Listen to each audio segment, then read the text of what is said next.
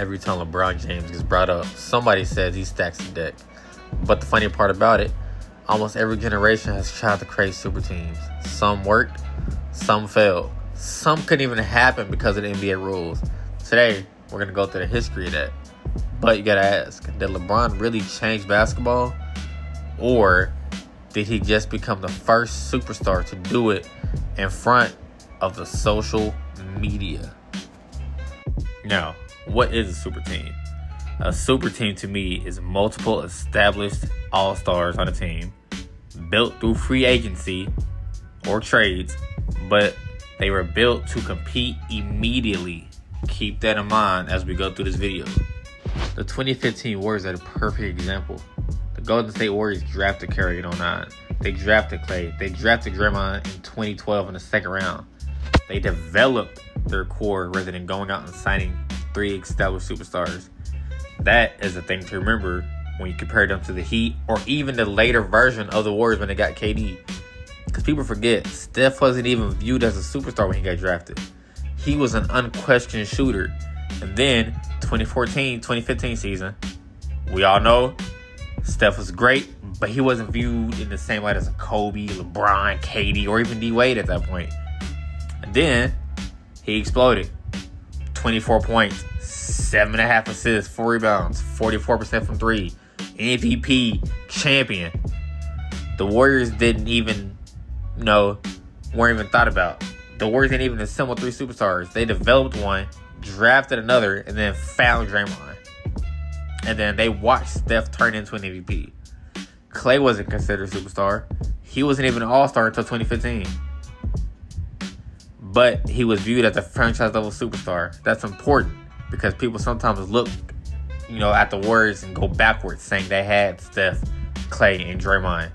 Yeah, but they weren't always viewed as what we see them as now. We see them now as established superstars, but we forget when they came in, none of them were like that.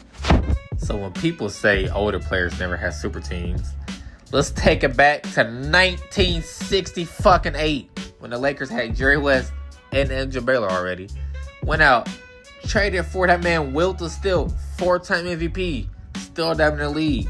Wasn't free agency, but it was a franchise going to acquire another superstar through a trade. And here's the kicker. Buddy was the reigning MVP. Portland one summer, because I said, listen, y'all got a good team, but y'all can't play in the half court. You're not going to win a championship unless you trade for me. I flew to Portland, spent a day with the Portland GM, and said, listen, these are the guys you can give up for me, because I need this guy, this guy, this guy. We sit there for like 3 hours going over everything. He says, Charles, I'll get back to you. He calls me the next day. He says, we're not going to trade for you. Yeah, Chuck. You thought we forgot about that, didn't you, my boy? Since you just want to call people out, talking about LeBron and stack the deck. My boy Charles, you tried. You failed once. Then, you went to Houston. Don't think we forgot about that either, my boy, because we didn't. You went to Houston. And you failed again. So, let's not erase that part from your brain, Chuck. You tried. You failed. Tried again. And you failed. Alright, so if we're going to talk about super teams, we got to go about the 04 Lakers. Shaq, Kobe, Karl Malone, Gary Payton. So now, that is a huge definition of super teams before LeBron James. Okay, so let's not act like these teams also didn't happen. They were 4 established stars, including 2 former MVPs joining teams. They actually created this team through player movement. The Lakers already had Shaq and Kobe. Then they added Gary Payton and Karl Malone.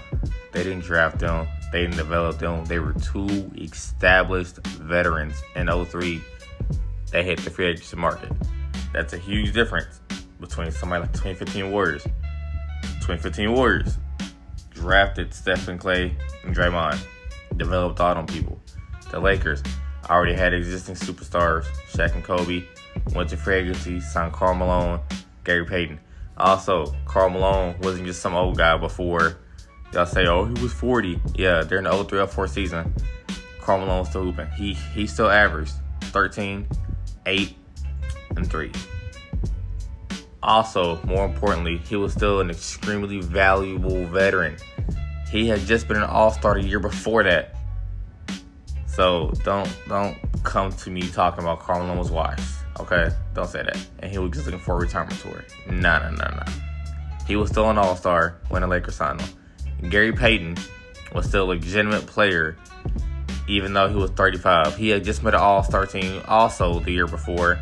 He averaged 14, say 15, 7, and also a steal. He has spent this entire prime as one of the best two-way guards in the league. We all know that. They weren't just adding random veterans. They were adding Hall of Fame players. Hall of Fame.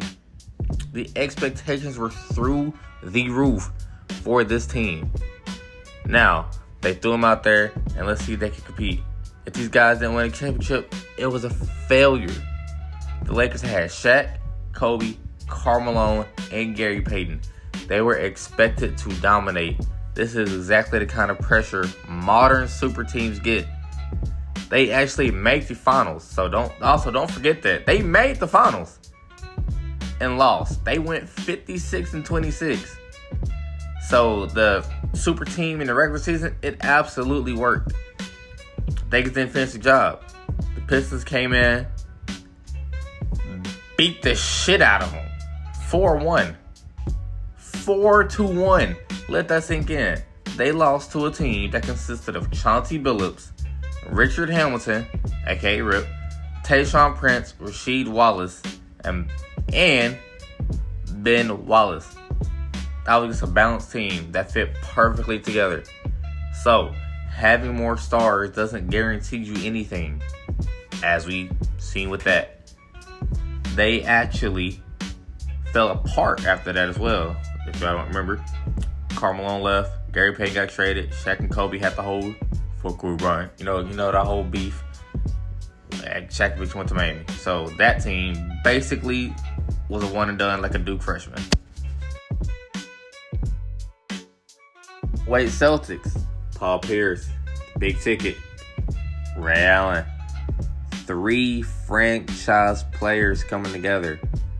Other players love this team, but they really got caught a super team. They absolutely were. Danny Ainge traded for 2 Hall of Famers in one offseason. So Kevin Garnett, former MVP, 10-time All-Star. Ray Allen, 7-time All-Star. So Boston went from Paul Pierce only to Paul Pierce, KG, and Ray Allen. They weren't young, didn't need to develop anything. Boston went out and added 2 superstars. KG and Ray Allen weren't washed by any means. That's something people forget or try to downplay. Kevin Garnett was still an all-star and one of the best defensive players in basketball. Ray Allen was still an elite shooter and scorer. They weren't just veterans trying to get a ring. They were legitimate stars joining another star. They became a championship team immediately. Because they went from 24 to 58 in 24 and 58 to 66 and 16. That's a 42 win improvement. 42. That's the clearest example of multiple stars joining forces. They won a championship. They beat the Lakers 4-2 in 08. So unlike other super teams, this one worked immediately. They went from one of the worst teams to one of the best in one season. One season is all it took. The Celtics were doing something very, very similar to what people criticized LeBron for doing. They already had their franchise player in Paul Pierce. They went out and added 2 more All-Stars. The difference, the Celtics front office built that team. LeBron helped build his team. So, to sit here and say that it didn't happen, and for keeping score, people, we got 1968 Lakers. We got the 04 Lakers. Then we got the 08 Celtics.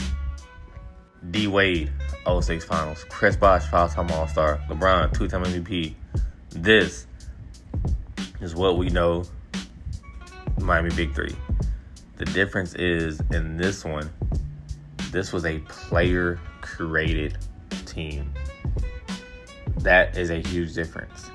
That is where LeBron changed the whole super team thing. Because if you remember, 04 and 08 Celtics, the front office put those teams together.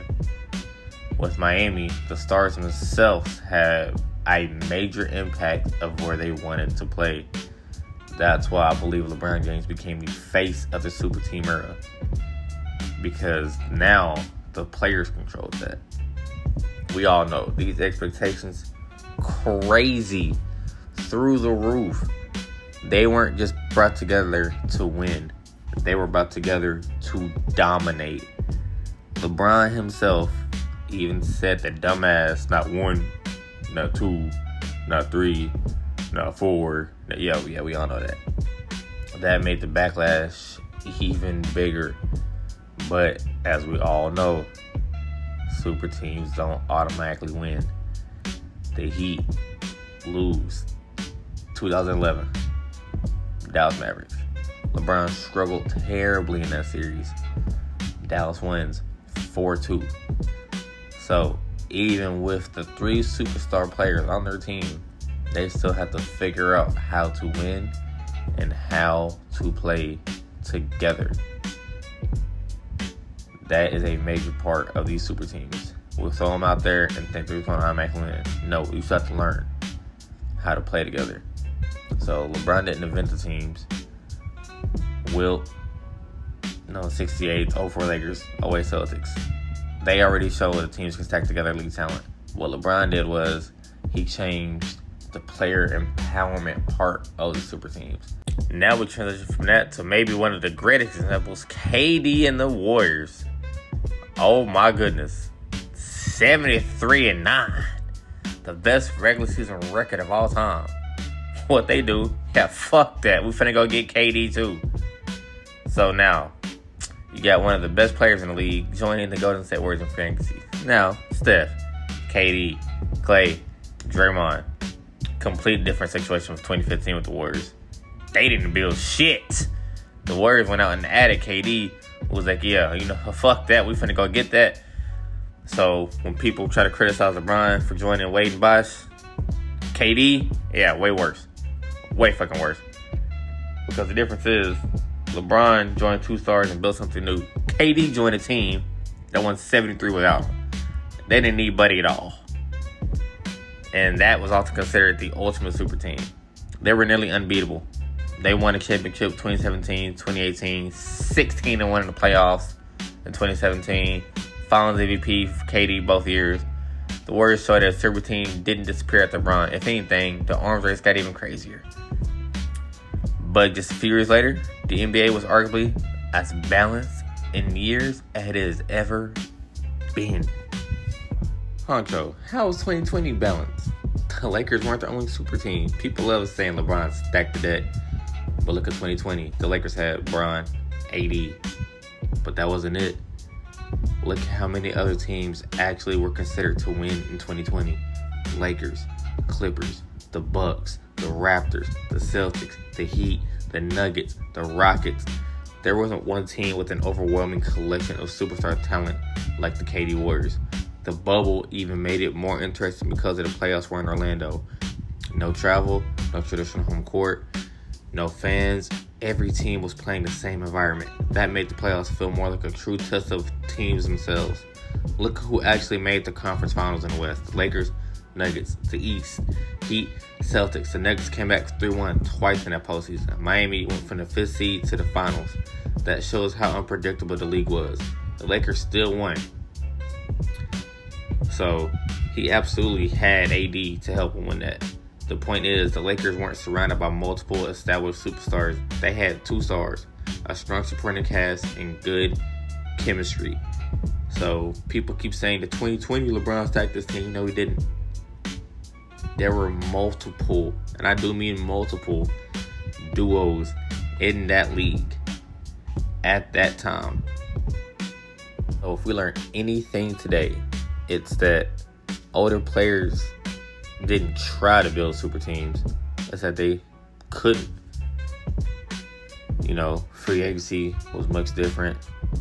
The teams had more control back then over how much power players had. Contracts and trades were totally different.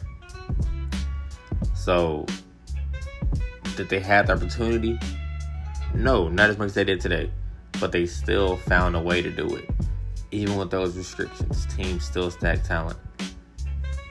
Like I said, we had 68 Lakers, 04 Lakers, 2008 Celtics. So, that's the difference. Is that they tried, but they failed. Nowadays, players try and succeed way more often because of the LeBron empowerment that he gave the players.